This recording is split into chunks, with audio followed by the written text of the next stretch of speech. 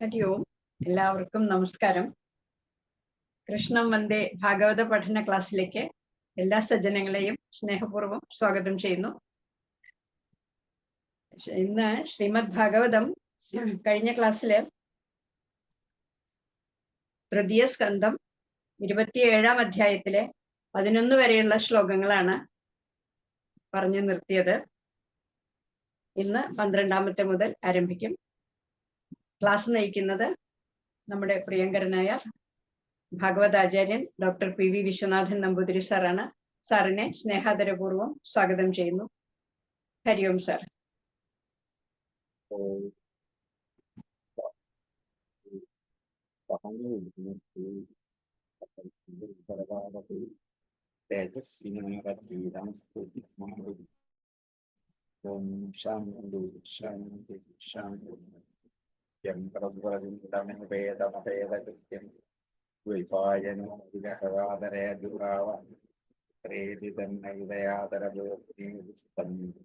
സർവഭൂതഹൃദയം സമാധാനീയരായ എല്ലാ പ്രശ്നങ്ങളും മുമ്പ് പറഞ്ഞ പോലെ ശ്രീമദ് ഭാഗവതം 27-ാം അധ്യായം 3-ാം സ്കന്ധം 27-ാം അധ്യായം ശ്ലോകം 12 മുതൽ ആരംഭിക്കും. 3-ാം സ്കന്ധം 27-ാം അധ്യായം 12-ാമത്തെ ശ്ലോകം. കപിലമുനി അമ്മയായ ദേവഹൂതിക്ക് ഉപദേശിച്ചു കൊടുക്കുന്ന ഉപദേശങ്ങളുടെ ഓരോ ഘട്ടങ്ങളാണ് നമ്മൾ തരണം ചെയ്ത് ഈ 7-ാം അധ്യായത്തിലേക്ക് നമ്മൾ എത്തിയത്. ഇവിടെ പ്രകൃതി പുരുഷന്മാർ തമ്മിലുള്ള ബന്ധവും ഈ പുരുഷനെ എന്തുകൊണ്ട് പ്രകൃതി ബാധിക്കുന്നില്ല എന്നുള്ള ഒരു വിഷയവുമാണ് ഇതുവരെ ചർച്ച ചെയ്തതെന്ന് അതിൻ്റെ ബാക്കിയായിട്ട് ഒരു ഉദാഹരണത്തിൽ കൂടി ഇതെങ്ങനെ ഈ പ്രകൃതി പുരുഷനെ ബാധിക്കില്ല എന്ന് കാണിക്കുകയാണ്. ഈ പ്രകൃതിയിൽ നിൽക്കുന്ന പുരുഷന് വാസ്തവത്തിൽ പ്രകൃതിയുടെ ബന്ധം ഉണ്ടാവണ്ടേ? അത് ബാധിക്കാതെ എങ്ങനെ ഇവിടെ നിൽക്കാൻ പറ്റും എന്നുള്ള ദേവഹുതിയുടെ ചോദ്യം ഉൾക്കൊണ്ടുകൊണ്ട് ഒരു ഉദാഹരണത്തിൽ കൂടി മറുപടി പറയുകയാണ്. യഥാ ജലസ്ഥ ആഭാസ ഫലസ്ഥേനാവദൃശ്യതേ സ്വാഭാസേന തഥാ സൂര്യോ ജലസ്ഥേന ദിവിസ്ഥിതം ഏവം ത്രിവൃദഹങ്കാരോ ഭൂതേന്ദ്രിയമനോമയൈ സ്വാഭാസേർലക്ഷിതോനേന സദാഭാസേന സത്യദൃഗ്. യഥാ എപ്രകാരമാണോ ജലസ്ഥ ജലത്തിലുള്ള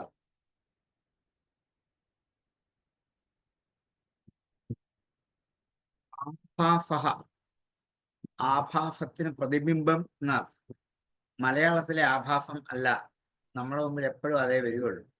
നമുക്ക് പരിചിതമായ കുറെ അർത്ഥങ്ങൾ നമ്മൾ ധരിച്ച് ശീലിച്ചു വെച്ചിട്ടുണ്ട്, നമുക്ക് കേട്ടാൽ അതേ വരികയുള്ളൂ. പക്ഷെ സംസ്കൃതത്തിലോട്ടും ഭാഗവതത്തിലോട്ടും ഒക്കെ പ്രവേശിക്കുമ്പോൾ എനിക്ക് ചെറിയ മാറ്റം വരുത്തിയിട്ട് യഥാർത്ഥമായ വാക്കിന്റെ അർത്ഥം മനസ്സിലാക്കണം. ആഫമന്താത് ഭാഫതേ ഇതി ആഭാസ എന്നാണ് അതിൻ്റെ വിഗ്രഹപൂർവമായ അർത്ഥം. ആ എന്ന വാക്കിന്റെ അർത്ഥം അന്തിമം വരെ, അവസാനം വരെയാണ്. അവസാനം വരെയും ഒരു ഭേദമുണ്ടാകാതെ ശോഭിച്ച് തിളങ്ങിയിരിക്കുന്ന എന്തോ അതാണ് ആഭാസം. അതിന് മാറ്റം ഉണ്ടാവുകയില്ല. നമ്മുടെ ആഭാസങ്ങൾ അങ്ങനെയല്ല. അതുകൊണ്ട് ആ അർത്ഥത്തിൽ നമ്മളൊന്നും വ്യതിചലിച്ച് മാറും. ജലസ്ഥ ആഭാസ, ജലത്തിലിരിക്കുന്ന പ്രതിബിംബം സ്ഥലസ്ഥേന അവദൃശ്യത, സ്ഥലത്തിലിരിക്കുന്നതായിട്ട് അവദൃശ്യത കാണപ്പെടുന്നത് യഥാ എപ്രകാരമാണ്. സ്വാഭാസേന സ്വന്തം ആഭാസം കൊണ്ട്, സ്വന്തം പ്രതിബിംബത്താൽ ജലത്തിലിരിക്കുന്ന പ്രതിബിംബവും എപ്രകാരം കാണപ്പെടുന്നുവോ അതേപോലെ സൂര്യോ ജലസ്ഥേന ദിവിസ്ഥിത, ദിവിസ്ഥിത സൂര്യ, ആകാശത്തിൽ സ്ഥിതി ചെയ്യുന്ന സൂര്യൻ വെള്ളത്തിൽ ഇരിക്കുന്നതായിട്ട് നമുക്ക് തോന്നിക്കും. വാസ്തവത്തിൽ വെള്ളത്തിൽ സൂര്യനില്ല, നമുക്കറിയാം. സൂര്യൻ എവിടെയുള്ളൂ? ആകാശത്തിലുള്ളൂ. പക്ഷേ ഒരു കുളത്തിലോ കിണറ്റിലോട്ടോ നോക്കിയാൽ അടിയിൽ സൂര്യൻ അങ്ങനെ പ്രതിബിംബിച്ച് നിൽക്കുന്നതാണ്. ഇത് പ്രതിബിംബ സൂര്യനാണ്, ഇതില്ല എന്ന് പറയാൻ പറ്റില്ലല്ലോ. കാരണം ഞാൻ എൻ്റെ കണ്ണുകൊണ്ട് കണ്ടുകൊണ്ടിരിക്കുകയാണ്. എന്താണ്? ജലസ്ഥ ആഭാസ. ഈ ജലത്തിലെ പ്രതിബിംബം അത് സ്ഥലസ്ഥേന അവഭാസതേ, അത് സ്ഥലത്തിലിരിക്കുന്നതായിട്ട് നമുക്ക് തോന്നിക്കുകയാണ്. വാസ്തവത്തിലുള്ളതാണോ? അല്ല. പക്ഷേ ജലത്തിൽ ഇരിക്കുന്ന ഈ സൂര്യന് ജലം അങ്ങോട്ടും ഇങ്ങോട്ടും ഓളം വെട്ടുമ്പോൾ സൂര്യൻ ചലിക്കുന്നതായിട്ട് നമുക്ക് തോന്നും. ആകാശത്തിരിക്കുന്ന സൂര്യന് ചലനം ഇല്ല. വെള്ളത്തിൽ പ്രതിബിംബമായ സൂര്യന് ചലനം തോന്നുന്നത് വെള്ളത്തിന്റെ സംയോഗം കൊണ്ടാണ്. ഈ അടിയിൽ കാണുന്ന ചലനം മേളിലിരിക്കുന്ന സൂര്യനെ ബാധിക്കില്ല. ഇതേപോലെ ഈ പുരുഷനായ പരമാത്മ ചൈതന്യ സ്വരൂപൻ ഓരോ ജീവാത്മാക്കളാകുന്ന ജലത്തിലും പ്രതിബിംബിച്ച് ജീവാത്മാക്കൾ ചലിക്കുന്നത് പോലെ ചലിച്ച് സഞ്ചരിച്ച് നീങ്ങി നടന്നാലും യഥാർത്ഥമായ ഈ പരമാത്മാവിന് ഈ ദോഷമൊന്നും ഉണ്ടാവില്ല. എങ്ങനെയാണ് ഉണ്ടാവാത്ത ഒരു ഉദാഹരണം പറയാം. നമുക്ക് പരിചിതമായ ഉദാഹരണം, ഒരിക്കലും നശിക്കാത്ത ഉദാഹരണം. ഇതിലാണ് വ്യാസന്റെ കഴിവ്. ഈ ഉദാഹരണം ഒരു കാലത്തും നശിക്കില്ല. സൂര്യനുള്ളിടത്തോളം കാലം, വെള്ളം ഉള്ളിടത്തോളം കാലം നശിക്കില്ല. ഏത് കാലഘട്ടത്തിലെ മനുഷ്യർക്ക് മനസ്സിലാകുന്ന ഉദാഹരണമാണ്. അതുകൊണ്ടാണ്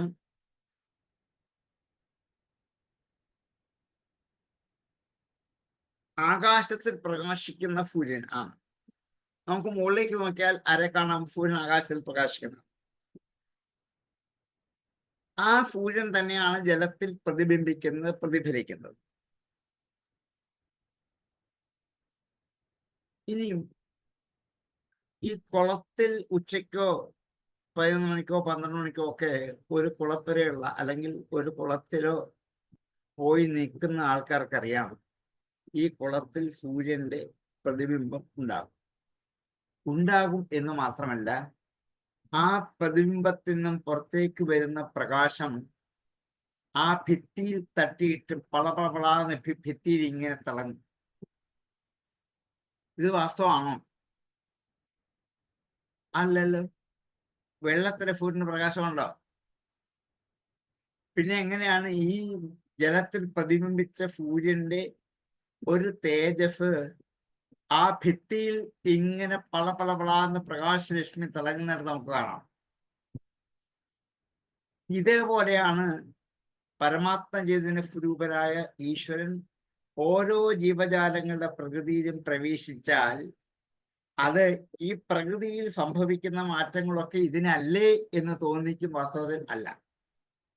അതിനുള്ള ഉദാഹരണമാണിത്.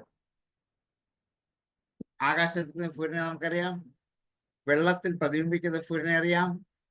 ആ വെള്ളത്തിൽ പ്രതിബിംബിക്കുന്ന സൂര്യന്റെ പ്രകാശം ഭിത്തിയിൽ തട്ടി, വീടിന്റെ ഉള്ളിലുള്ള ഭിത്തിയെ തട്ടി ഇങ്ങനെ പളപളാന്ന് വെട്ടിത്തിളങ്ങുന്നത് നമുക്ക് കാണാം. ഇതൊന്നും വാസ്തവല്ല, പക്ഷെ ഇല്ലേ? ഉണ്ടല്ലോ, ഞാൻ കാണുന്നുണ്ടല്ലോ. ഇതേപോലെയാണ് പരമാത്മ സ്വരൂപനായ പുരുഷനായ ഈശ്വരന് ഓരോ ജീവാത്മാക്കളിൽ ഇരുന്നാലും അവയിൽ പ്രതിബിംബിച്ച് പ്രതിഫലിച്ച് ഇങ്ങനെ നമുക്ക് കാണാമെങ്കിലും ഇതൊന്നും ആരെ ബാധിക്കില്ല. സൂര്യനെ ബാധിക്കാത്തതുപോലെ ഈ പുരുഷന് ബാധിക്കും. കാരണം പ്രകൃതിസ്ഥോ ഗുണ, പ്രകൃതിയിലുള്ള ഗുണങ്ങൾ ആജ്യതേ പുരുഷം എന്ന് പറഞ്ഞാണ് ഈ അധ്യായം തുടങ്ങിയത്. പുരുഷനെ ബന്ധിക്കില്ല, ബാധിക്കില്ല. ഈ വെള്ളത്തിലെ ഓളവും വെള്ളത്തിന്റെ പ്രതലത്തിൽ കൂടി പുറത്തേക്ക് കടന്ന രശ്മിയും ഒക്കെ മാത്രമാണ് നമ്മൾ ഇവിടെ കണ്ടത്. ഇത് വെള്ളത്തിൻ്റെതായ ഭാഗമാണ്, സൂര്യന്റെ അല്ല. ഈ ഓളവും ചലനവും ഒന്നും വെള്ളത്തെ ബാധിച്ച് വെള്ളത്തിൽ നിന്നുമാണ് സൂര്യനെ നമ്മൾ ആരോപിക്കുന്നത്. പ്രതിബിംബ സൂര്യനാണ് ഇതൊക്കെ സംഭവിക്കുന്നത്, യഥാർത്ഥ സൂര്യനല്ല. യഥാർത്ഥ സൂര്യൻ ആത്മസ്വരൂപനാണ്, ഈശ്വരൻ. പ്രതിബിംബിക്കുന്ന നമ്മളാകുന്ന ജലത്തിൽ പ്രതിബിംബിച്ച് കാണുന്നതാണ്. ആ പ്രതിബിംബത്തിൽ ഇതിൻ്റെതായ സ്വഭാവങ്ങളൊക്കെ അങ്ങോട്ട് കടക്കാം, പക്ഷെ അതിനെ ബാധിക്കത്തില്ല. അത്ര സുന്ദരമായൊരു ഉദാഹരണം നമ്മൾ കുളത്തിൽ മിക്കവാറും കാണാനുള്ളതാണ്. കുളിക്കാൻ പോകുമ്പോൾ കുളത്തിൽ നിന്നും അതിൻ്റെ ഒരു തേജസ് ആ ഭിത്തിയിലൊക്കെ ഇങ്ങനെ തട്ടി ഇങ്ങനെ നന്നായിട്ട് തിളങ്ങുന്നതാണ്. അത് മുകളിലത്തെ സൂര്യൻ്റെ അല്ല, ജലസ്ഥ ആഭാസ, ജലത്തിലുള്ള സൂര്യൻ്റെയാണ്. അതേപോലെ ആ പ്രകാശം ഗ്രഹത്തിൽ ഉള്ള സ്ഥിതനായ പുരുഷൻ ഈ വെളിച്ചം കാണപ്പെടുന്നതിന് കാരണമാണ് എന്ന് മാത്രമേ നമുക്കറിയത്തുള്ളൂ, കാര്യം അല്ല. ഇത് എന്താ പ്രതിബിംബ സൂര്യനാണ്, യഥാർത്ഥ സൂര്യനല്ല. നീ പ്രതിബിംബം എവിടെ നിന്നുണ്ടായെന്ന് ചോദിച്ചാൽ സൂര്യൻ തന്നെ സംശയം അല്ല, ഉണ്ടാകാൻ പറ്റില്ലല്ലോ. അതുകൊണ്ട് ആകാശത്ത് നിൽക്കുന്ന യഥാർത്ഥ സൂര്യനെയും കാണാം, വെള്ളത്തിൽ പ്രതിബിംബിച്ച അയഥാർത്ഥ സൂര്യനെയും കാണാം. ഇങ്ങനെയാണ് ഒരു ഈശ്വര സത്ത ഓരോ ജീവജാലങ്ങളിലും പിടികൊള്ളുന്നത്. ഇത് എങ്ങനെയെന്നായിരുന്നു അമ്മയുടെ സംശയം. നോക്കൂ, ആരാണ് ഈ അമ്മയായ ദേവഹുതി? ഇത്ര ഗഹനമായ ഒരു ചോദ്യം ഒരമ്മയ്ക്ക് എങ്ങനെ ചോദിക്കാൻ പറ്റും നമ്മൾ വിചാരിച്ചു. നല്ല വേദാന്ത പണ്ഡിതയായ ഒരു അമ്മയ്ക്ക് മാത്രമേ അറിയാൻ പറ്റൂ.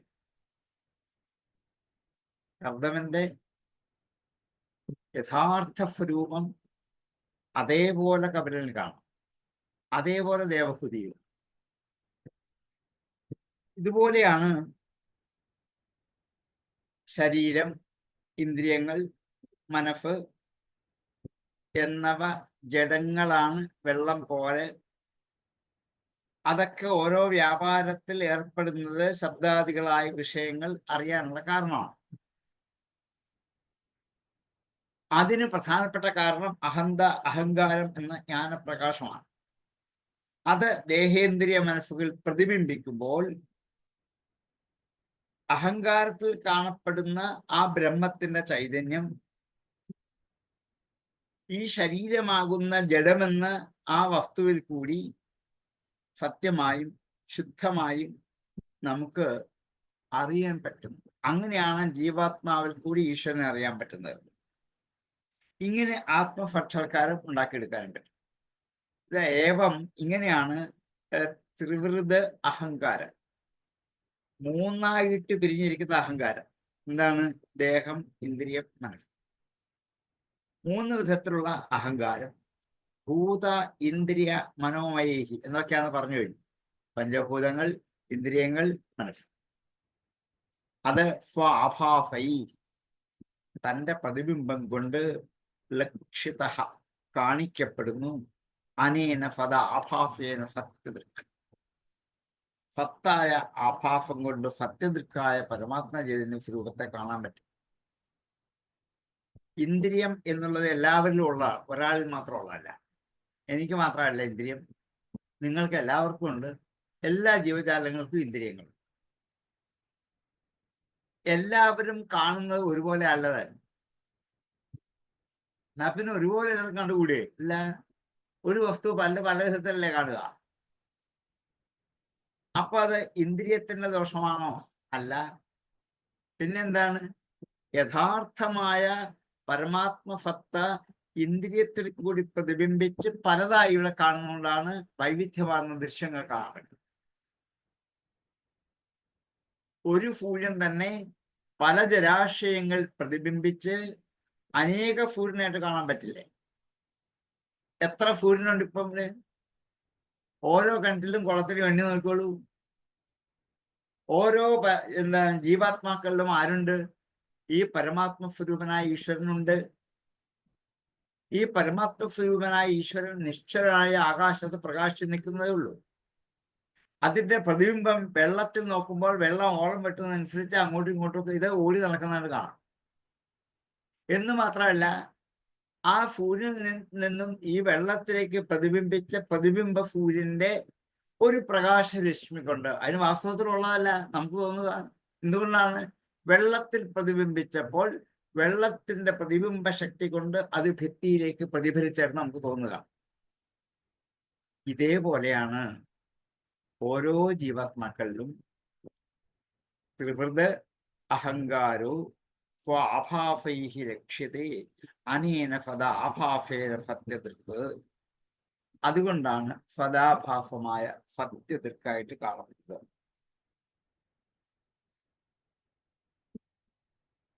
യഥാർത്ഥ സൂര്യൻ, പ്രതിബിംബ സൂര്യൻ, ഭിത്തിയിൽ തട്ടി പ്രകാശിക്കുന്ന മറ്റൊരു സൂര്യൻ. നോക്കൂ, ഇങ്ങനെ 3 തരത്തിലാണ്. ഇവിടെ സൂര്യനെ നമുക്ക് ബ്രഹ്മം എന്ന് വിളിക്കാം. സൂര്യൻ യഥാർത്ഥമായ ബ്രഹ്മസ്വരൂപമാണ്, പുരുഷനാണ്, ഈശ്വരനാണ്. ആ സൂര്യനിൽ നിന്ന് കണ്ട, വെള്ളത്തിൽ കണ്ട ജലപ്രതിബിംബമാണ് അഹങ്കാര രൂപത്തിൽ ജീവാത്മാക്കൾ കാണുന്നത്.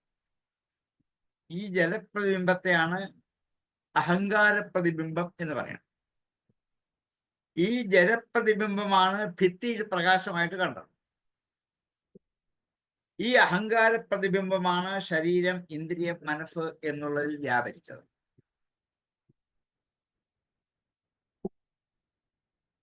ഈ ഗ്രഹപുരുഷന്റെ യഥാർത്ഥമായ സൂര്യനെ മനസ്സിലാക്കൽ, ഈ വെള്ളത്തിൽ ഇതൊക്കെ കാണുമ്പോഴും ഭിത്തിയിൽ പ്രകാശം കാണുമ്പോഴും യഥാർത്ഥ സൂര്യൻ ഇതല്ല എന്ന് ഒരു ഗൃഹസ്ഥൻ മനസ്സിലാക്കുന്നത് പോലെ ജീവൻ മനസ്സിലാക്കണം. എന്താണ്?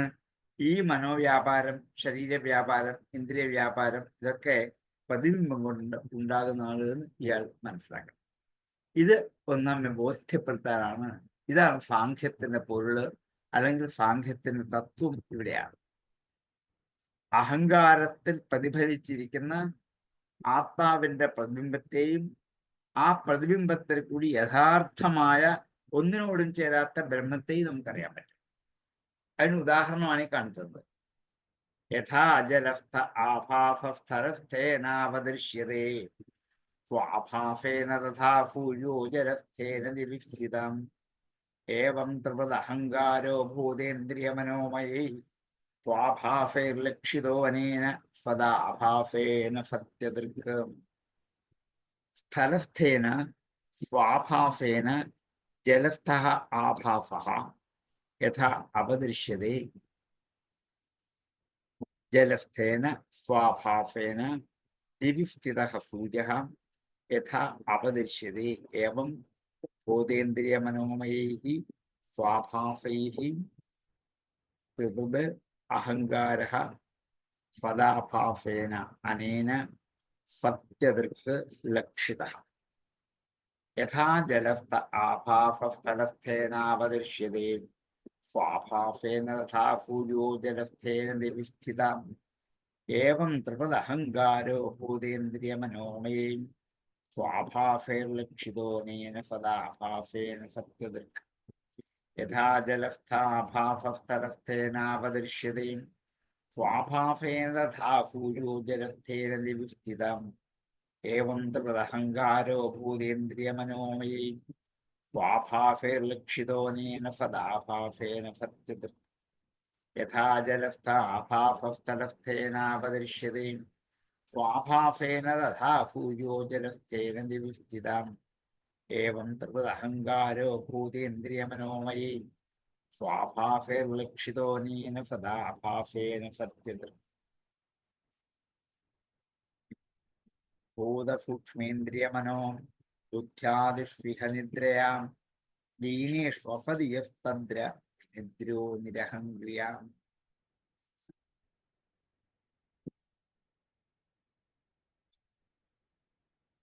മുമ്പത്തെ ശ്ലോകത്തെ കൂടിയാണ്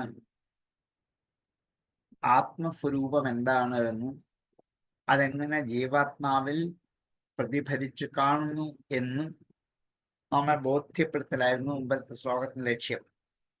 ഇവിടെ ആകട്ടെ ഭൂത സൂക്ഷ്മ ഇന്ദ്രിയ മനോ ബുദ്ധ്യാദിഷു, ഭൂതങ്ങൾ, അവയുടെ സൂക്ഷ്മങ്ങൾ, ഇന്ദ്രിയങ്ങൾ, മനസ്സ്, ബുദ്ധി, അഹങ്കാരം എന്നിവ, ആകാശാദികളായ പഞ്ചഭൂതങ്ങൾ, അവയുടെ സൂക്ഷ്മമാണ് ശബ്ദാദികളായ തന്മാത്രകൾ. ഇവിടെ സൂക്ഷ്മ ശബ്ദം കൊണ്ട് ശബ്ദാദികളായ തന്മാത്രകളാണ് വിവക്ഷിക്കുന്നത്. ഭൂതം സൂക്ഷ്മം, പഞ്ചഭൂതങ്ങൾ, അവയുടെ തന്മാത്ര. ഇന്ദ്രിയം, മനസ്സ്, ബുദ്ധി. ആദിഷു, ആദികളിൽ, ഇഹ, ഇവിടെ. നിദ്രയാ, ഉറക്കം കാരണമായി, നിദ്ര കൊണ്ട്. ലീനേഷു അസതി, അസത്തിൽ ലയിച്ചിരിക്കുമ്പോൾ. അസതി ലീനേഷു, അസത്തിൽ ലയിച്ചിരിക്കുമ്പോൾ. യഹ, തത്ര, യാതൊരുവനാണോ അവിടെ. വിനിദ്രഹ, നിദ്രയില്ലാത്തവനായിട്ട്, നിരഹങ്ക്രിയ, അഹങ്കാരാതീതനായിട്ട് ഭവിക്കുന്നു. അതാണ് ആകാശികാദികളായ പഞ്ചഭൂതങ്ങൾ, ശബ്ദാദികളായ പഞ്ചഭൂതങ്ങളുടെ സൂക്ഷ്മ തന്മാത്രകൾ, കർമ്മേന്ദ്രിയങ്ങൾ 5, ജ്ഞാനേന്ദ്രിയങ്ങൾ 5, മനസ്സ്, ബുദ്ധി എന്നിവയെല്ലാം നിദ്ര നിമിത്തം, ഉറക്കം കൊണ്ട് അജ്ഞാനത്തിൽ ലയിച്ചിരിക്കുന്ന സമയത്ത് സുഷുപ്തി എന്ന് പറയും. നമ്മൾ സുഖമായി ഉറങ്ങുന്ന സമയത്ത് മനസ്സുണ്ടോ അറിയുന്നില്ല, ബുദ്ധിയുണ്ടോ അറിയുന്നില്ല, ഇന്ദ്രിയങ്ങൾ പ്രവർത്തിക്കുന്നതോ അറിയുന്നില്ല, ഒന്നും അറിയുന്നില്ല. അപ്പോൾ ഈ ഉറക്കത്തിൽ ഇന്ദ്രിയം എവിടെ പോയി? ഈ കണ്ണെവിടെ പോയി? മൂക്കെവിടെ പോയി? നാക്കെവിടെ പോയി? ചെവി എവിടെ പോയി? ഇതെല്ലാം സൂക്ഷ്മമായിട്ട് ആ ബ്രഹ്മചൈതന്യത്തിലേക്ക് ലയിച്ചിരിക്കുന്ന സമയം. അങ്ങനെ ലയിച്ചിരിക്കുന്ന സമയത്തിന്റെ പേരാണ് ഉറക്കം.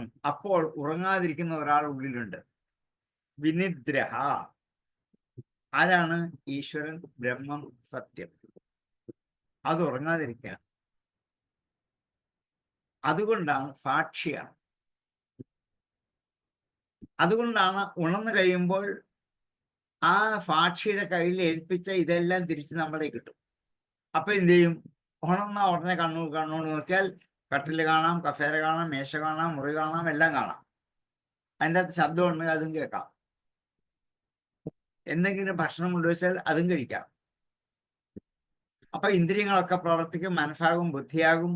മനസ്സിൽ ദേഷ്യം വരും, അഹങ്കാരം വരും, മറ്റുള്ള വിദ്വേഷം തോന്നും, പാരുഷ്യം തോന്നും, ദേഷ്യം വരും, വഴക്ക് പറയും, ചീത്ത പറയാം, അടിപിടി ഉണ്ടാക്കും, ഒക്കെ ഉണ്ടാവും. ഇയാൾ ഇത്രയും സമയം ഉറങ്ങിക്കിടന്നപ്പോൾ ഇതൊന്നുമില്ല. അപ്പൊ ഇയാളുടെ ഉറക്കത്തിൽ ഇവകൾ ലീനമാണ്, ലയിച്ചിരിക്കുകയാണ്. ഇവിടെ ഈ പരമാത്മ അദ്ദേഹം ഇതിനെയൊക്കെ അടക്കി കയ്യിൽ വെച്ചുകൊണ്ട് നമ്മളെ ഉറക്കിക്കിടത്തി. എന്നിട്ട് ഇദ്ദേഹം ഉണർന്നിരുന്നു. എന്നിട്ട് നമ്മൾ ഉണരുമ്പോൾ അതെല്ലാം പറക്കി നമ്മളെ തരും, കൊണ്ടുപോകും. നമ്മളിതെല്ലാം പറക്കിയിട്ട് എന്താണ്, കുട്ടികൾ കളിപ്പാട്ടം പറക്കിയിട്ട് കളിക്കുന്ന പോലെ ABCD കൂട്ടി യോജിപ്പിച്ച ഇതെന്താണ്, ഇതൊരു ഗോപുരം, ഇതൊരു വള്ളം, ഇതൊരു മേശ, ഡെസ്ക് എന്നിങ്ങനെ പോലെ നമ്മുടെ ഇന്ദ്രിയങ്ങളെയൊക്കെ വേണ്ട വിധത്തിൽ യോജിപ്പിച്ചെടുത്തിട്ട് നമ്മൾ ഓരോന്നുണ്ടാക്കി കളിച്ചുകൊണ്ടിരിക്കുന്നത്. ഇത്ര മാത്രമേ ഉള്ളൂ സത്യം. ഇതാണ് കപിലന്റെ സാംഖ്യ തത്വം. ഈ പ്രകൃതിയും പുരുഷനും, ജീവാത്മാവും പരമാത്മാവും, ജഗത്തും ഈശ്വരൻ. ജഗൻ മിഥ്യ, ബ്രഹ്മസത്യം എന്ന് പറഞ്ഞ കൊണ്ടാണ്. കാരണം ഇത് നമ്മുടെ കാരണം എന്താണ്, ഉറങ്ങുന്ന അത്രയും സമയവും ഇത് അദ്ദേഹം സൂക്ഷിച്ചു വെച്ചത്. ഒന്നും നമുക്കറിയില്ല. ഞാൻ ഉറങ്ങുന്നത് പോലും എനിക്കറിയത്തില്ല. അന്നേരം ഉണർന്ന് കഴിയുമ്പോഴാണ് അറിയുന്ന, അയ്യോ ഞാൻ ഈ 3-4 മണിക്കൂർ ഒന്നും അറിയാതെ ഉറങ്ങിപ്പോയി. അതെ. അപ്പൊ ഇയാളുടെ അറിവ് ഇവിടെ പോയി. അതും ആരെ ഏൽപ്പിച്ചു? അദ്ദേഹത്തെ ഏൽപ്പിച്ചു. ഇതെല്ലാം കയ്യിൽ പിടിച്ചുകൊണ്ട് വെള്ളത്തിൽ കുളിക്കാൻ ഇറങ്ങുന്ന ഒരാളുടെ വസ്ത്രം എല്ലാം കൊണ്ട് ഒരാൾ മേളിൽ കാത്തു നിൽക്കുന്നത് പോലെ അയാൾ കുളിച്ച് കയറിയുമ്പോൾ ഓരോ വസ്ത്രമായി കൊടുക്കും. ഇതുപോലെ നമ്മൾ ഉറങ്ങിക്കുണരുമ്പോൾ നമ്മിലേക്ക് ഓരോന്നും പ്രവർത്തിപ്പിച്ചിട്ട് നമ്മെ കൊണ്ട് സജീവമായി പ്രവർത്തിക്കും. അടുത്ത ഒരു ഉദാഹരണം, നമുക്ക് ഇതൊക്കെ എന്നും ജീവിതത്തിലുള്ള ഉദാഹരണമല്ലേ? ഇത് ആർക്കാ മനസ്സിലാവാത്തേ? ഉറക്കമില്ലാത്ത ഒരാളുണ്ടാവില്ല. ഉണ്ടെങ്കിൽ ഗുളിക മേടിച്ച് കഴിച്ചാൽ അപ്പോൾ ഉറങ്ങും. ഉറങ്ങാതിരിക്കാൻ പറ്റില്ല, ഉറങ്ങിയേ പറ്റുള്ളൂ. അപ്പോൾ ഉറക്കത്തിൽ സാക്ഷ്യസ്വരൂപനായ ഒരു ഈശ്വര ചൈതന്യം ജീവാത്മാക്കളുടെ ഉള്ളിലുണ്ട് എന്നുള്ളത് ഉറപ്പായത് കൊണ്ടാണ് ഉണരുമ്പോൾ ഇതെല്ലാം തിരിച്ചു വരുന്നത്. അല്ലെ ഉറക്കത്തിലൊക്കെ ആരുണ്ട്? ഞാനൊന്നും അറിഞ്ഞിട്ടില്ല, എൻ്റെ ഒന്നുമില്ല, അറിവ് പോലും എൻ്റെ ഇല്ല, ഞാൻ സുഖമായി ഉറങ്ങുന്നു എന്നുള്ള അറിവ് പോലും എൻ്റെ ഇല്ല. അങ്ങനെയാണെങ്കിൽ ഉറങ്ങുന്ന ആ സമയത്ത് അറിയണം ഞാൻ സുഖമായിട്ട് ഉറങ്ങുകയാണ്. അതാർക്കും അറിയത്തില്ല. ഉണർന്ന് കഴിയുമ്പോഴേ അറിയത്തുള്ളൂ ഞാൻ ഇതുവരെ സുഖമായി ഉറങ്ങി. അപ്പോൾ ഈ അറിവിനെയും ഈ ബുദ്ധിയെയും ഈ ജ്ഞാനത്തെയും ഒക്കെ സൂക്ഷിച്ചു വെച്ചുകൊണ്ട് ഒരു ജീവാത്മ ചൈതന്യത്തിനുള്ളിൽ ഒരു പരമാത്മ സത്യം സാക്ഷിയായിട്ട് എല്ലാവരുടെ ഉള്ളിൽ ഉണ്ട്. അതിനെയാണ് പുരുഷൻ വിളിക്കുന്നത്. ഈ ബാക്കി ഇപ്പൊ കണ്ടതൊക്കെ പ്രകൃതിയാണ്, ജഡം.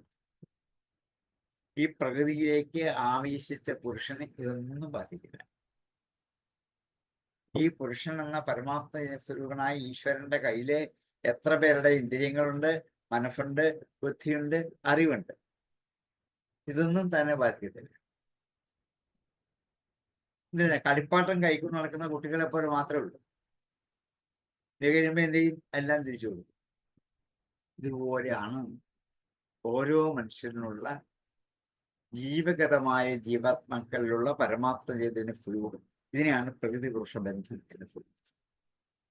ഇത്തിരി ക്ലിഷ്ടവും ഗഹനവുമാണ് മനസ്സിലാക്കാൻ. എങ്കിലും ഉദാഹരണങ്ങൾ ഇടയ്ക്ക് തരുന്ന വ്യാസൻ അറിയാൻ നമുക്ക് മനസ്സിലാവുന്നില്ല. വ്യാസൻ മനോഹരമായ ഉദാഹരണം ജീവിതത്തിൽ നിന്ന് എടുത്തു തരും. അനുഭവിച്ചുകൊണ്ടിരിക്കുന്ന ഉദാഹരണമാണ്. അതാകുമ്പോൾ ഒരിക്കലും തെറ്റില്ല.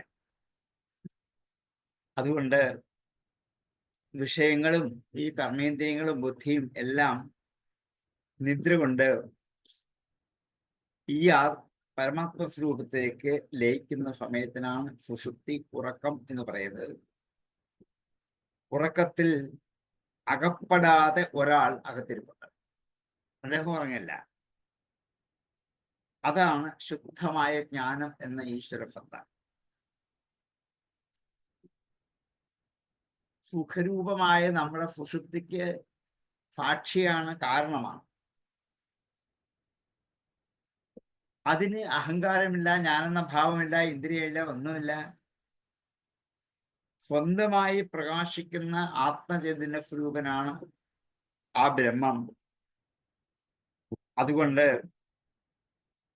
ആ ബ്രഹ്മത്തിനെ 3 അവസ്ഥകൾ ബാധിക്കില്ല. ജാഗ്രതയില്ല, സ്വപ്നമില്ല, സുഷുപ്തിയില്ല. അത് 3 അതിനില്ല. അതൊക്കെ ആർക്കാണ്?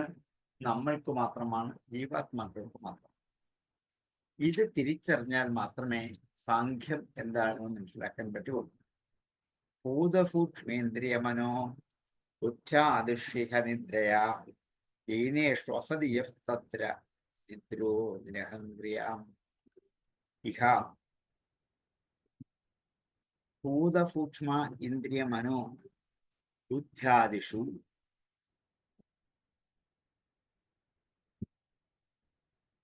നിദ്രയാ അഫതി ലീനേഷു തത്ര യഹ വിനിദ്രഃ നിരഹംക്രിയഃ. ഭൂതസൂക്ഷ്മേന്ദ്രിയ മനോബുദ്ധ്യാദിഷ്വിഹ നിദ്രയാം ലീനേ ശ്വസതി യസ്തത്ര വിനിദ്രോ നിരഹംക്രിയ. ഭൂതസൂക്ഷ്മേന്ദ്രിയ മനോബുദ്ധ്യാദിഷ്വിഹ നിദ്രയാം ലീനേ ശ്വസതി യസ്തത്ര വിനിദ്രോ നിരഹംക്രിയാം.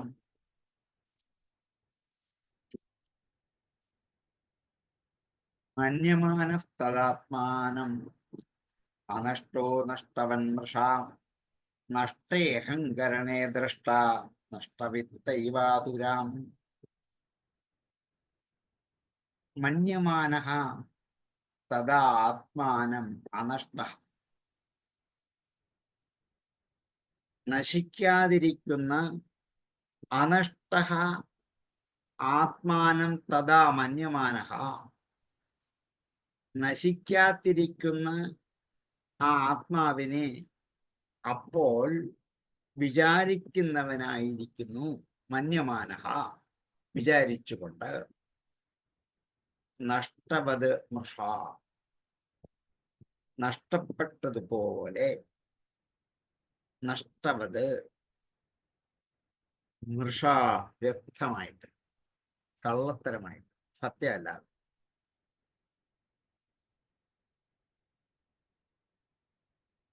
അപ്പൊ മന്യമാനഃ തഥാ ആത്മാനം അനഷ്ടോ നഷ്ടവത് മുഷാ.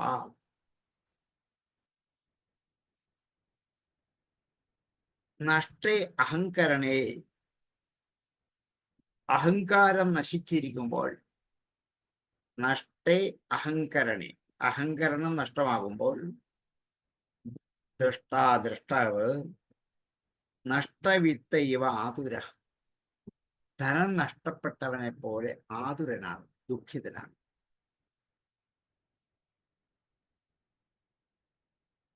അഹങ്കാരം നശിക്കുമ്പോൾ,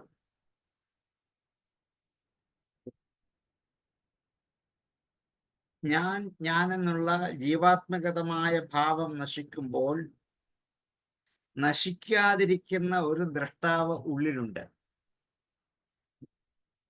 അഹങ്കരണേ നഷ്ടേ അനഷ്ട ദ്രഷ്ട, അനഷ്ടനായ ഒരു ദ്രഷ്ടാവുണ്ട്. ഏതുപോലെ? നഷ്ടവിത്ത ആതുരൈവ,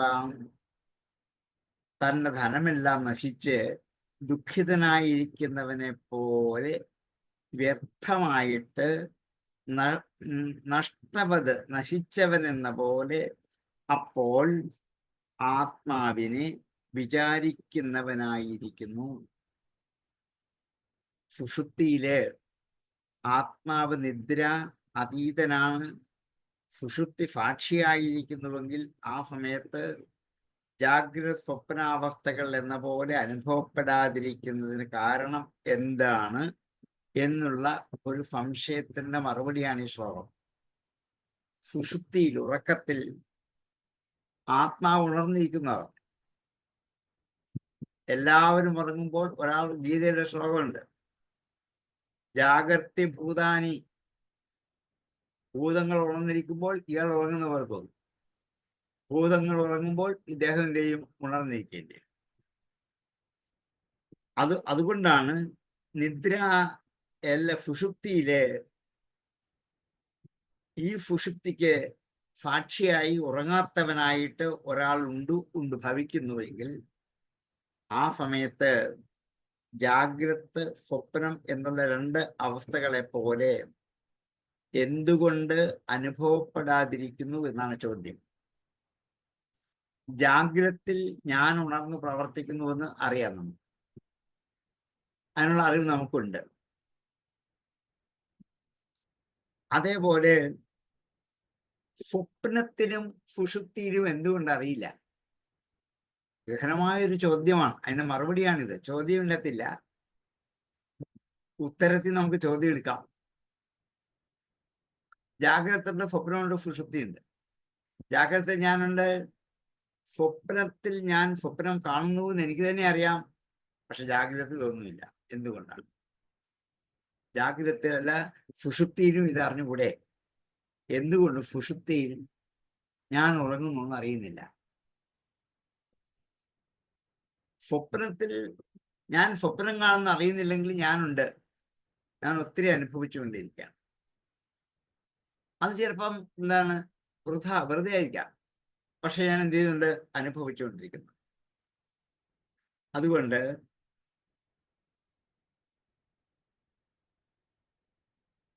ജീവാത്മാവിനെ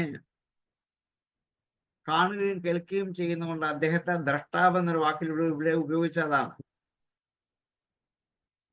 ദ്രഷ്ട എന്നൊരു വാക്ക് ഉപയോഗിച്ചിട്ടുണ്ട്, അത് ജീവാത്മാവ് എന്നർത്ഥം. ആ നിലയിൽ ദ്രഷ്ടാവ് എന്നുള്ള നിലയിൽ സ്പഷ്ടമായി ഇത് പ്രകാശിക്കുന്നുണ്ട്. സ്വപ്നാവസ്ഥയിൽ സൂക്ഷ്മവൃത്തികളുള്ളത് കൊണ്ട് അവയെ അനുഭവിക്കാൻ പറ്റും എന്നുള്ളത് ഒരു പ്രത്യക്ഷ ദർശനമാണ് സ്വപ്നത്തിൽ. സുഷുപ്തിയിലാകട്ടെ വിഷയങ്ങളെല്ലാം ലയിക്കുന്നുകൊണ്ട് കാണുകയില്ല, കേൾക്കുകയില്ല, അനുഭവിക്കുകയില്ല, ഒന്നുമില്ല. അപ്പോൾ അഹങ്കാരം അടങ്ങുന്നത്, ശാന്തമാകും.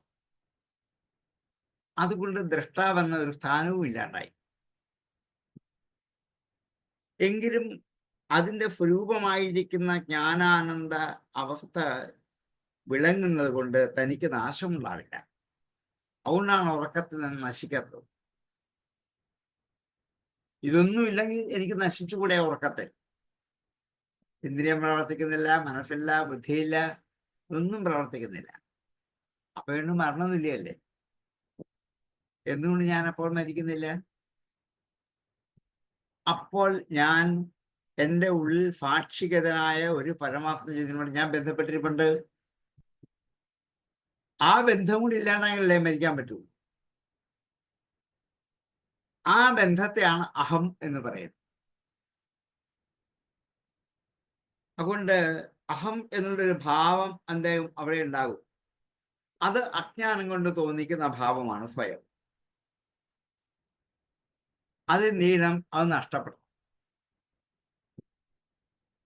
അത് നഷ്ടപ്പെടുമ്പോൾ ധനം നഷ്ടപ്പെട്ടതുപോലെ, ധനം ശാശ്വതമല്ലല്ലോ ആർക്കും. നഷ്ടപ്പെടും, വീണ്ടും കിട്ടും, പിന്നെയും ഉണ്ടാകും, നഷ്ടപ്പെടും, പോകും. അതാണ് നഷ്ടവത് മൃഷാ. നഷ്ടപ്പെട്ടതുപോലെ വ്യർത്ഥമായി തോന്നിക്കുന്നതാണ് ഞാനെന്നുള്ള ഒരു ബോധം. വാസ്തവത്തിൽ നഷ്ടപ്പെട്ടിട്ടില്ല, പക്ഷെ എന്ത് ചെയ്യുന്നുണ്ട്? നഷ്ടപ്പെട്ട പോലെ തോന്നിക്കുന്നത് ഞാനൊന്നും അറിയുന്നില്ലല്ലോ. അതുകൊണ്ട് സുഷുപ്തി ഞാനില്ല എന്നുള്ള തോന്നൽ മാത്രമാണ്. അതുകൊണ്ടാണ് അഹങ്കാരാദികളൊക്കെ ലയിച്ചിട്ട് അതിലെ ദ്രഷ്ടാവായ ആത്മാവിന് ദൃശ്യമൊന്നുമില്ലാത്തത് കൊണ്ട് ഒന്നും കാണാൻ പറ്റില്ല. ദ്രഷ്ടാവുണ്ട് അവിടെ, പക്ഷെ ദൃശ്യമൊന്നുമില്ല. അതിലേക്ക് ലയിച്ചു. ദൃശ്യം ഉണ്ടെങ്കിലേ കാണാൻ പറ്റുള്ളൂ. അതുകൊണ്ട് ഒന്നിന്റെ നാശം മറ്റൊന്നിന് കാരണമായിരിക്കുന്നത് പോലെ ലൗകികമായ ഒരു ദൃഷ്ടാന്തം കൂടി ബോധിപ്പിക്കാം. അധികം ധനത്തോടു കൂടിയ ഒരു ധനവാൻ, ഞാൻ ധനികൻ എന്ന് അഭിമാനിച്ച് ഈ കാശ് കയ്യിൽ സൂക്ഷിച്ചിട്ടുണ്ട്. അവന്റെ ധനം മുഴുവൻ ചെയ്തു, നശിച്ചു. അവൻ ജീവനോടുകൂടി ഇരിപ്പുണ്ട്, പക്ഷെ എന്താണ്? ധനം നഷ്ടപ്പെട്ടു എന്നുള്ള വ്യഥയോടുകൂടിയാണ്. ഈ ധനം നശിച്ചത് തന്റെ നാശമാണെന്ന് അയാൾ എന്ത് ചെയ്യും? തന്നേക്ക് ആരോപിക്കും. ഓ, ഞാൻ നശിച്ചു. ഇവിടെ തനിക്ക് കുഴപ്പമൊന്നുമില്ലല്ലോ. തന്റെ കയ്യിലിരുന്ന ധനമല്ലേ നഷ്ടപ്പെട്ടുള്ളൂ, അതറിയുന്നില്ലല്ലോ. ഈ ധനം ഞാനാണെന്ന് ധരിച്ചിട്ടാണ് ഇയാള് ഞാൻ തകർന്ന് തരിപ്പണമായി എൻ്റെ കാശ് മുഴുവൻ പോയതുകൊണ്ട്. ഞാൻ ധനമില്ലാത്തവനാണ്, ഞാൻ തന്നെ നശിച്ചു, ഒന്നുമില്ലാത്തവനായി. വരില്ലല്ലോ. തന്റെ കയ്യിൽ നിന്ന് ധനമല്ലേ പോയുള്ളൂ. ഈ ധനം ഇനി ഉണ്ടാകുന്നതല്ലേ. ഇതുപോലെയാണ് ജീവനും സുഷുപ്തിയിൽ വിഷയങ്ങളുടെ നാശം നിമിത്തം സ്വയമേവ നഷ്ടപ്പെട്ടവനെ പോലെ വിചാരിക്കും. ആ അവസ്ഥയിൽ ഇല്ലാത്തതുപോലെ തോന്നും, വാസ്തവത്തിൽ ഇല്ലാതെ ആയിട്ടില്ല എന്നുള്ള സത്യമാണ്. ഉറക്കത്തിൽ ഒരനുഭവത്തെ ബോധ്യപ്പെടുത്താൻ വേണ്ടിയാണ് ഇത്രയും പ്രയത്നിച്ചത്. ഉറക്കത്തിൽ ഒന്നും അറിയാത്തവനെ പോലെ ഇരിക്കുന്നത്, കയ്യിലിരിക്കുന്ന ധനം മുഴുവൻ നഷ്ടപ്പെട്ടിട്ട് വിലപിക്കുന്ന ഒരാളെ പോലെ മാത്രമേ ഉള്ളൂ. നഷ്ടപ്പെട്ടില്ലല്ലോ. അത് മറ്റൊരാളുടെ കയ്യിൽ ഈ ധനമില്ലേ, തൻ്റെ നിന്ന് പോയി എന്നല്ലേ ഉള്ളൂ. ഈ ധനം ഇവിടെ പോയി വേറെ ആളുടെ കയ്യില്ല, അത്രയല്ലേ ഉള്ളൂ. പക്ഷെ താനെന്ത് ചെയ്യും? തൻ്റെ നിന്ന് പോയി എന്ന് പറഞ്ഞറിയും. ഇതുപോലെയാണ് സുഷുപ്തിയിൽ എല്ലാ അറിവുകളും മറ്റൊരാളെ ഏൽപ്പിച്ചിട്ട് താനൊന്നും അറിയാത്തവനെ പോലെയും ഉണർന്നു കഴിയുമ്പോൾ വിലപിക്കാൻ തുടങ്ങും. എല്ലാം വീണ്ടും വന്നത്. ഇതാണ് യഥാർത്ഥത്തിൽ ഒരു ജീവാത്മാവിന്റെ അവസ്ഥ. അതുകൊണ്ട് ജീവാത്മാവ് സത്യത്തെ കണ്ടുപിടിക്കാൻ ശ്രമിക്കണം എന്ന് പറയാൻ വേണ്ടിയിട്ടാണ്. സത്യം ആരാണ്? ഈശ്വരൻ. അസത്തിൽ ഇരുന്നു കൊണ്ട് സത്യത്തെ എന്ത് ചെയ്യണം? കണ്ടുപിടിക്കാൻ. ഈ അസത്തായ പ്രകൃതിയിൽ, ഈ അസത്തായ ജഡമായ ഈ പ്രപഞ്ചത്തിൽ ഇരുന്നു കൊണ്ട് വേണം സത്യമായ ഈശ്വരനെ കണ്ടെത്താൻ. അവനാണല്ലോ ഞാൻ സുഷുപ്തിയിൽ അറിയുന്നത്. ഈ ജഡത്തിൽ ഇരുന്നുകൊണ്ടല്ലേ ഞാൻ അറിയുന്നത്. അതുകൊണ്ട് ഈ രണ്ട് ഉദാഹരണങ്ങൾ കൂടി ഇവ തമ്മിലുള്ള ബന്ധത്തെ ഒന്നുകൂടി ഉറപ്പിക്കുകയാണ് ചെയ്യുന്നത്. ഭൂതസൂക്ഷ്മേന്ദ്രിയ മനോബുദ്ധ്യാദുഷ്കിഹ നിദ്രയാം ലീനേഷ്വഫതിയസ്തത്ര വിനിദ്രു.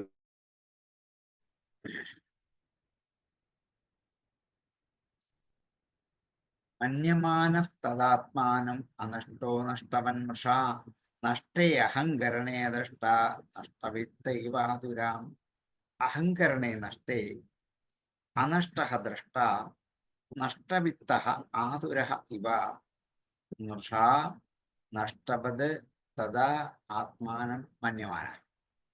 മന്യമാനസ്തദാത്മാനം അനഷ്ടോ നഷ്ടവന്മൃഷാം നഷ്ടേ അഹങ്കരണേ ദ്രഷ്ട നഷ്ടവിത്തൈവാതുരാം. മന്യമാനസ്തദാത്മാനം അനഷ്ടോ നഷ്ടവന്മൃഷാം മന്യേ അഹങ്കരണേ ദ്രഷ്ട നഷ്ടവിത്തൈവാതുരാം. മന്യമാനസ്തദാത്മാനം അനഷ്ടോ നഷ്ടവന്മൃഷാം നഷ്ടേ അഹങ്കരണേ ദ്രഷ്ട നഷ്ടവിത്തൈവാതുരാം. ഏവം പ്രത്യപമർശ്യാഭാവാത്മാനം പ്രതിപദ്യതേ സാഹങ്കാരസ്യ ദ്രവ്യസ്യ യോ അവസ്ഥാനമനുഗ്രഹം. ഏവം ഇങ്ങനെ പ്രത്യപമർശ്യ ചിന്തിച്ചിട്ട് വീണ്ടും വീണ്ടും ആലോചിച്ചു. പ്രതി അവമർശ്യ പ്രത്യപമർശ്യ. ഇവിടെ പ്രതിക്ക് തോറും എന്നർത്ഥം. പ്രതിദിനം എന്നർത്ഥം ദിവസം തോറും. പാർത്ഥായ പ്രതിബോധിത. ഇവിടെ തോറും ഓരോ പാർത്ഥന്മാർക്കും വേണ്ടിയിട്ടാണ് ഈ ഗീത. അർജുനൻ എന്ന ഒരാൾക്ക് വേണ്ടി മാത്രമല്ല.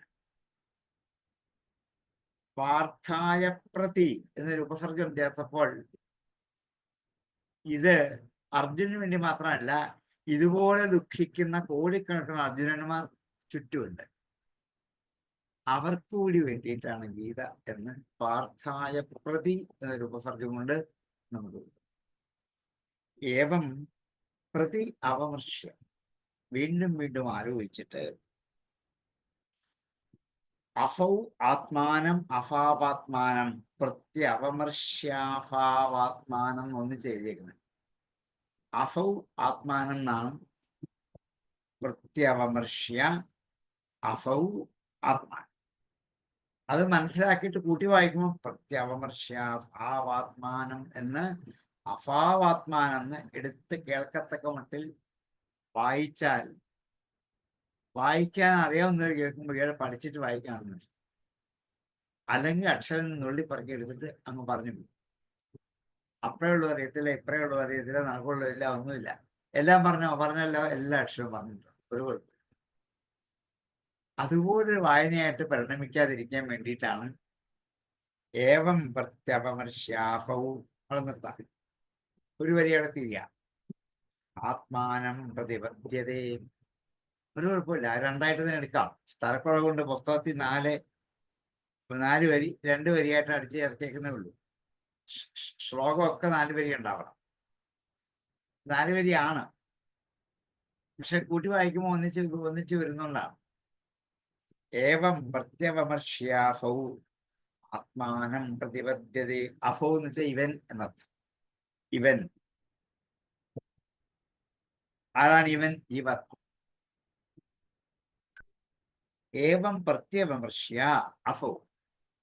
ഇങ്ങനെ വീണ്ടും വീണ്ടും വിചിന്തനം ചെയ്ത് ഉറപ്പിച്ചവനായ ഈ ജീവാത്മാവ് ആത്മാനം പ്രതിപദ്യതേ ആത്മഭാവത്തെ പ്രാപിക്കും.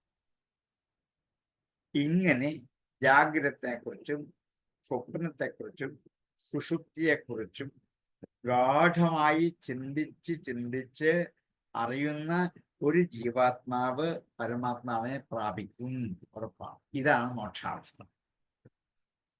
ഈ ജീവാത്മാവ് പരമാത്മാവിലേക്ക് ലയിക്കണം, എത്തിച്ചേരണം. ഏവം പ്രത്യപമർശ്യ അഫൗ ആത്മാനം പ്രതിപദ്യതേ. പരമാത്മാനം പ്രതിപദ്യതേ പ്രാപ്യതേ, പ്രാപിക്കും. സ്വാഹങ്കാരസ്യ ദ്രവ്യസ്യ. അഹങ്കാരത്തോടു കൂടിയിരിക്കുന്ന ഈ ദ്രവ്യം ശരീരമാണ്. ഇവിടെ അഹങ്കാരത്തോടു കൂടിയിരിക്കുന്ന ദ്രവ്യസ്യ ശരീരത്തിന് യോ ആരാണോ അവസ്ഥാനം അനുഗ്രഹ അവസ്ഥാനം ആശ്രയഭൂതനായിരിക്കുന്നത് അത് അനുഗ്രഹം ആണ്. ഈ ശരീരം വാസ്തവത്തിൽ എന്തിനെ ആശ്രയിച്ചിട്ടാണ് നിൽക്കുന്നത്? പരമാത്മാവായ പുരുഷനെ ആശ്രയിച്ചിട്ടല്ലേ? അല്ലെങ്കിൽ ഉറങ്ങാൻ നേരം ഇതെല്ലാം പറക്കി അദ്ദേഹത്തിന് കൊടുക്കുവോ? എല്ലാം പറക്കി കൊടുക്കത്തില്ലേ? എന്നിട്ടല്ലേ ഉറങ്ങുന്നേ? അത്ര വിശ്വസ്തനായ ഒരാൾ കൂടെയുണ്ട്. ഇതിന്റെ അയാൾ അറിയുന്നില്ല. ഇതൊന്ന് അറിഞ്ഞാൽ മാത്രം മതി. അത് പറ്റുന്നില്ല. അതുകൊണ്ടാണ് പറഞ്ഞത്, വിവേകമുള്ള ഒരു ജീവാത്മാവ്, ഒരു ജീവൻ ഈ കാര്യങ്ങൾ നന്നായി ആലോചിച്ചുറപ്പിച്ചതിന് ശേഷം അദ്ദേഹം പരമാത്മഭാവത്തെ പ്രാപിക്കും. ഈ ശരീരം എന്തിനെ ആശ്രയിച്ചിട്ടാണോ നിലനിൽക്കുന്നത്? ശരീരം ഒരു കാര്യമാണ്, ദ്രവ്യമാണ്. അതൊരു കാരണത്തെ ആശ്രയിച്ചിട്ടാണ് നിൽക്കുന്നത്. ആ യാതൊരു ചൈതന്യമുണ്ടോ അതാണ് ഈ ശരീരത്തെ വിഷയത്തിലേക്ക് വ്യാപരിപ്പിച്ചുകൊണ്ടേയിരിക്കുന്നത്.